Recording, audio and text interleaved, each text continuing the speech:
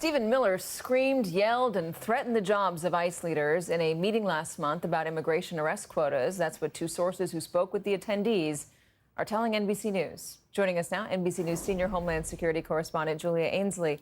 So, Julia, what did you hear? Well, this is coming from a meeting we've already heard a little bit about. Axios first reported that Miller said that they needed to start arresting 3,000 immigrants per day. That is far higher than any arrest numbers we've seen published publicly so far, Katie.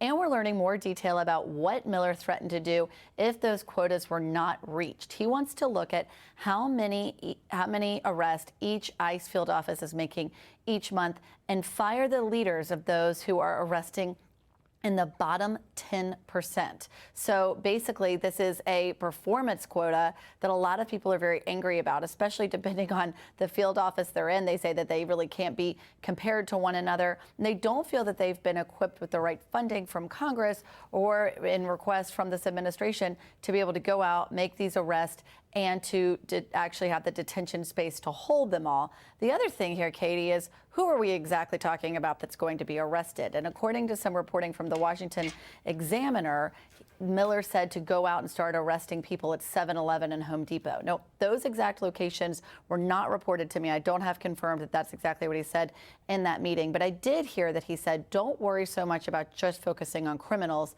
the worst of the worst, which is exactly what Tom Homan said the Trump administration would be prioritizing, but instead make arrests anywhere you can. And I think we're going to start to hear more of that language, especially as they start working more with state and local police through this 287G program, Katie. They would allow police officers to hold immigrants that they might encounter in their day-to-day operations. So I heard, especially this weekend, there were a number of videos that came out from across the country showing people confronting FBI agents or ICE agents in Martha's Vineyard, Cape Cod, in San Diego. I heard from a number of people who work in the restaurant industry here in New York that there were raids being conducted at restaurants or caterers.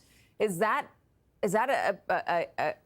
where they're focusing now? Are they focusing on places where are they identifying individuals in certain places, or are they just going en masse to certain locations to try to round up whoever they might think is there?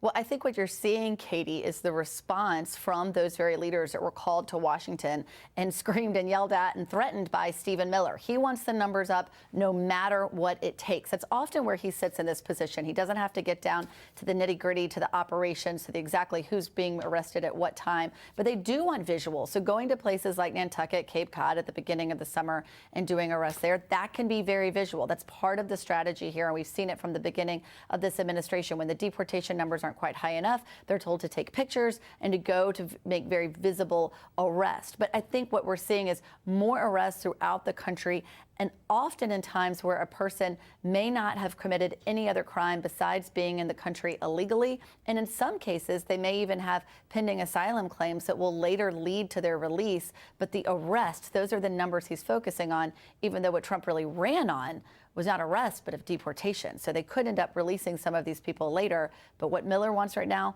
is arrest, and he's threatening to fire top leadership to get that result. So if they have asylum claims, pending asylum claims, they might get released. All right, Julia Ainsley, thank you very much for joining us. The next hour of Katie Tur Report starts right now.